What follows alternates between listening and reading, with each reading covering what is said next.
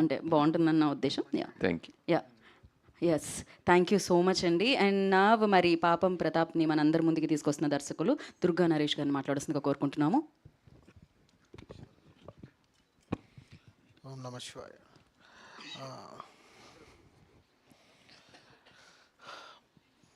పాపం ప్రతాప్ పరామర్శకు వచ్చిన ప్రతి ఒక్కరికి నమస్కారం అండి. ధర్మంగా నేను చేయాల్సిన పని ఫస్ట్ ఈటీవీ విన్ రామోజీరావు గారికి రుణపడి ఉంటాను లైఫ్ లాంగ్.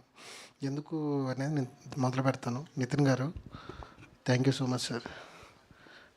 నా వెనకాల నిలబడ్డారు, ఏమున్నా నేను చూసుకుంటా ముందుకెళ్ళున్నారు. ఇప్పటివరకు సినిమా చేసుకుంటే ఎన్ని రోజులు వచ్చాను, ఒక్కరోజు ఇబ్బంది పడలేదండి నేను సినిమా విషయంలో.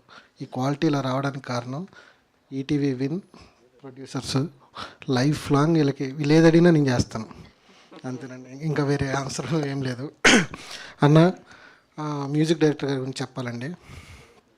నేను పీడించలేదన్నా ఎవరిని. ఎందుకు అంటే అదృష్టం, అవకాశం అలారం కాదు మనం పెట్టుకున్నప్పుడు మోగడానికి, అవి వచ్చినప్పుడు వాడడం తెలియాలి. నాకు అవకాశం ఇప్పుడు వచ్చింది. ఎప్పటి నుంచో యుద్ధం చేస్తే బాణం ఇప్పుడు దొరికింది, దిగింది. సో పీడించాను అనుకుంటే నేనేం చేయలేదు. సో ఈ సినిమా రాసిన తర్వాత దీనికి మ్యూజిక్ ఎలా ఉంటే బాగుంటుంది అనే దానికి ఒక ఆర్క్ వేసుకుంటే నేను చూసుకున్న వాళ్ళలో మొదటి పేరు వచ్చింది కేఎం రాధాకృష్ణ గారండి. ఎందుకంటే నేను చిన్నప్పటి నుంచి ఆ పాటలు వింటూ వింటూ వింటూ అవి ఎలా అంటే యూట్యూబ్ ఓపెన్ చేస్తే ఫస్ట్ పాట ఏందే వస్తుంది.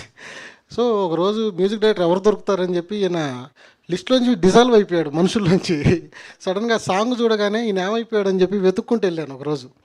వెళ్ళిన తర్వాత ఆయనకి కథ అంతా చెప్పాక నేను చేస్తాను, ఎప్పుడు స్టార్ట్ చేస్తాను, ప్రొడ్యూసర్ లేరు కదా సార్ ఎట్లా చేద్దామంటే, ఆ తర్వాత నుంచి ఆయన నా వెంట పడ్డాను, నేను ఆయన వెంట పడ్డాను, అది వేరే విషయం అండి. సినిమా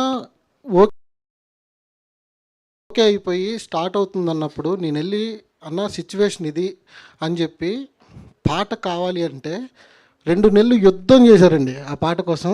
ఏది పిల్ల ఎక్కడుంది, అమ్మాయి వెళ్ళిపోయింది, కొత్తగా కావాలి, మీ వర్షంలోంచి బయటికి రండి అంటే ఆయన రోజు కూడా పాడుతూ ఉండేవాళ్ళు, వస్తూ ఉండేవాళ్ళు, ఇదిగో ఇదిగో ఇదిగో.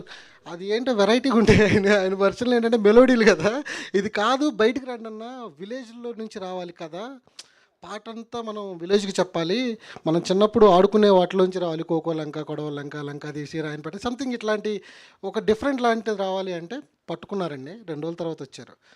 ట్యూన్ వచ్చేసింది అబ్బాయి, ఒకసారి రా అని చెప్పేసి వినిపించారండి. మైండ్ బ్లాక్ అన్న. Thank you so much. నేను చెప్తున్నాను, అప్కమింగ్ నెక్స్ట్ జనరేషన్కి 2.0 అవుతారైనా, ఇది నా బాధ్యత అండి. ఈ సినిమా ప్రతి విజువల్కి మ్యాచ్ అయ్యేలాగా లిరిక్స్ సుద్దాల అశోక్ తేజ